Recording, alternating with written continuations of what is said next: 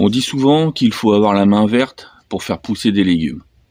Mais en réalité, c'est pas qu'une question de magie. C'est aussi une question de besoin. Regardez ces deux plantes. Celle-là, elle pousse nickel, et celle-là, elle tire la gueule. Pourtant, elles ont le même jardinier. Bienvenue sur la chaîne du potager du barbu, où je vous montre comment je cultive mes légumes exclusivement en bac.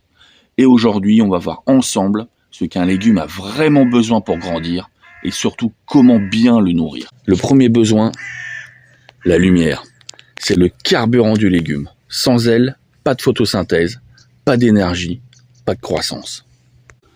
Si ton potager est un peu à l'ombre, pas de panique.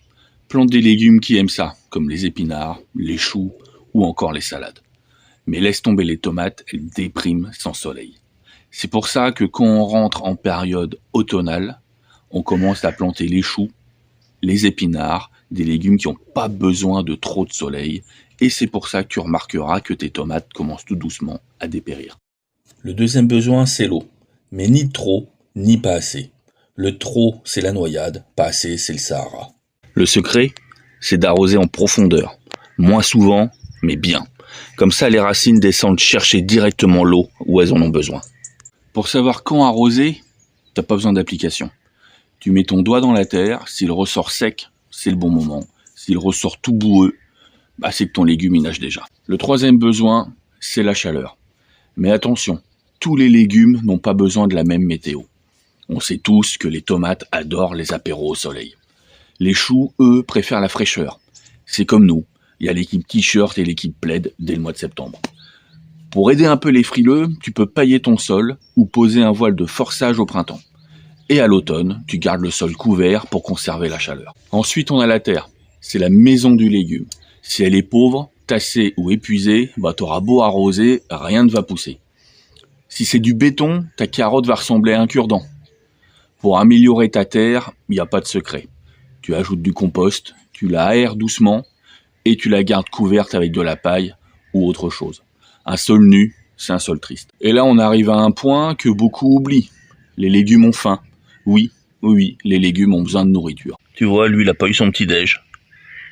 Par contre, elle s'est faite un buffet complet. En fait, une plante se nourrit de 3 nutriments principaux. On a l'azote pour les feuilles, le phosphore pour les racines et le potassium pour les fruits. Le meilleur restaurant du potager, ça va rester le compost maison. Tu balances tes épluchures, des feuilles, un peu de carton et tu obtiendras de l'or brun. Bon, ok, c'est pas l'odeur de Chanel, mais au moins c'est efficace.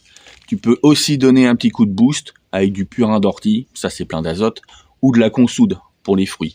Mais si t'es pressé, le compost de lombric, ça c'est du caviar pour les racines. Et si tu as la flemme, tu peux pailler avec des feuilles ou de la tonte. En se décomposant, ça va nourrir ta terre tout seul. Travail zéro, effet maximum. Retiens juste ça, nourris ton sol, pas tes plantes. Le sol, c'est le vrai chef cuistot du potager. Et le dernier besoin, c'est l'attention.